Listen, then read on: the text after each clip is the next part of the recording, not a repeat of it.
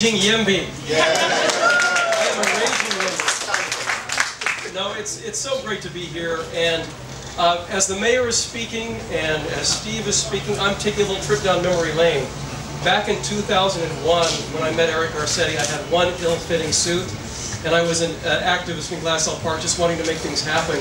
1 year later, I come aboard, and I work with Steve Zimmer over in Legion Valley all the time.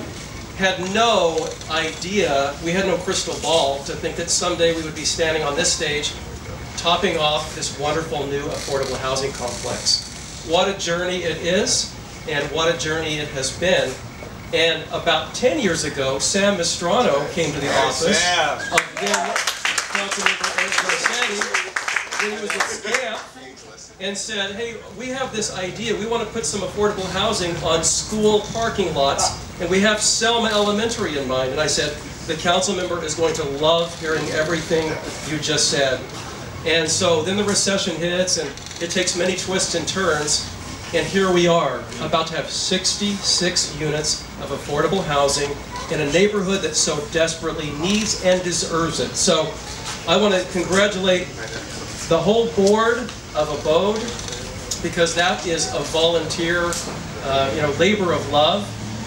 Every partner, every community activist who had anything to do with helping make this happen. We have many friends, and the colleagues that I got to work with back in the day. I was never the council member's housing guy, but I liked pushing and organizing in good directions.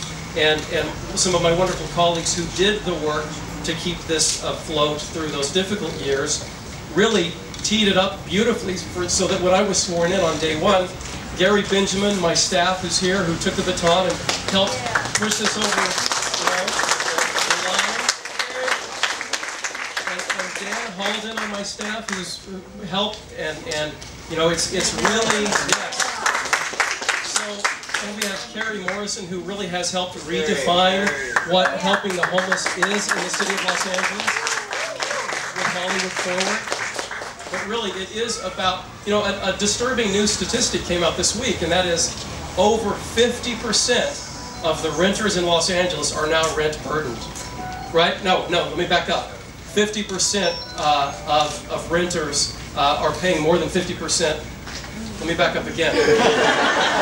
It's bad. It's really bad. Los Angeles is the least affordable city to live in because 50% of renters are rent burdened. And that means that over 50% of the income that they're paying goes to basic rent.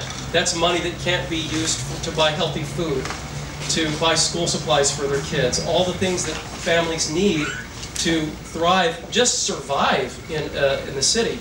So we need to do much, much more, and we're going to.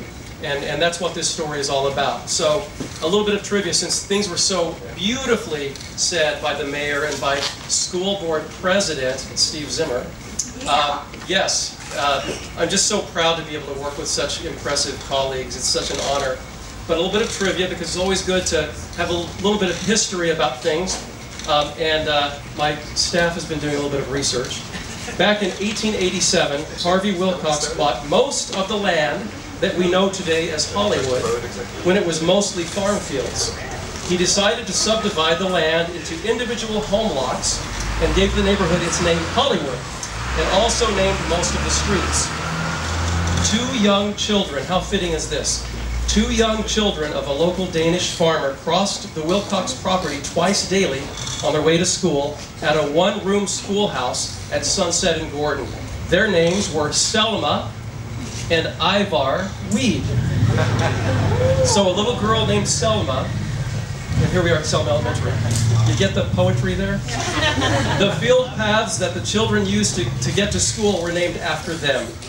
Today, we're topping off this project, but it is important as we move forward to seek the funding and the permanent revenue stream to make many, many more of these projects happen. So I couldn't be more thrilled to be here today with all of you. A big hearty congratulations. Let's get this thing finished, and let's get the families in here. Thank you.